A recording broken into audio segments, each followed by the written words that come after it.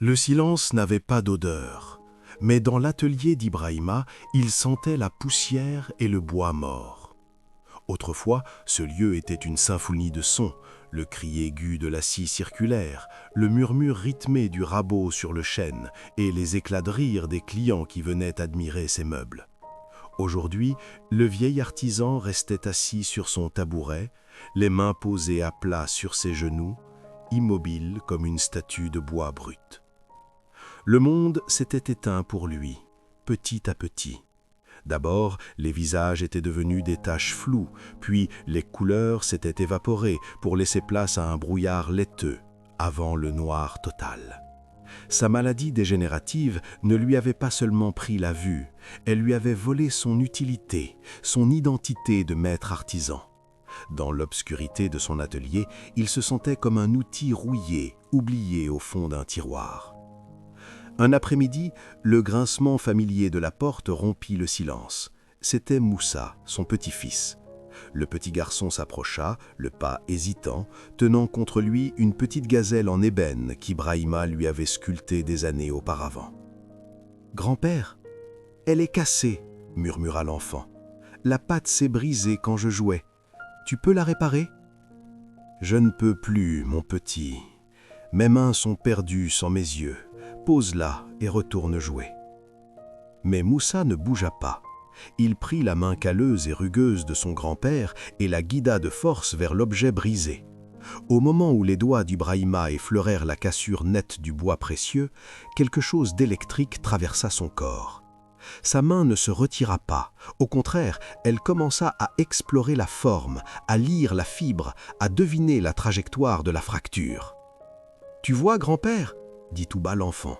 « Tes mains n'ont pas oublié. » Ce fut le déclic.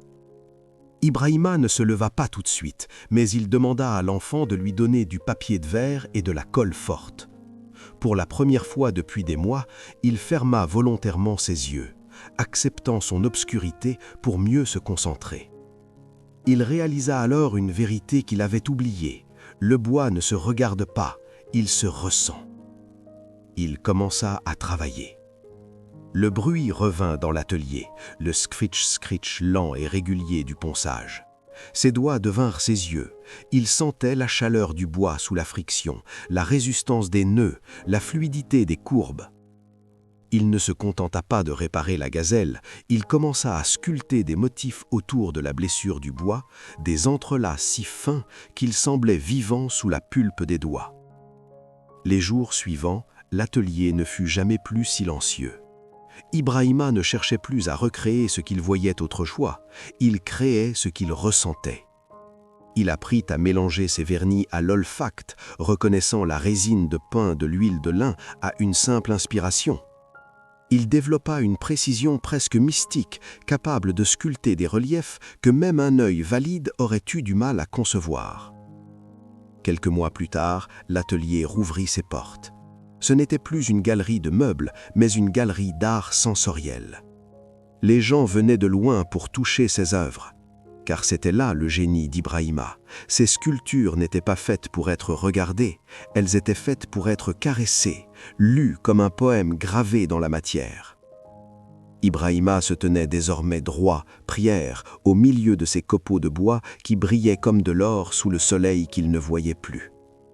Il avait compris que si la vue est une fenêtre sur le monde, le toucher est une porte sur l'âme.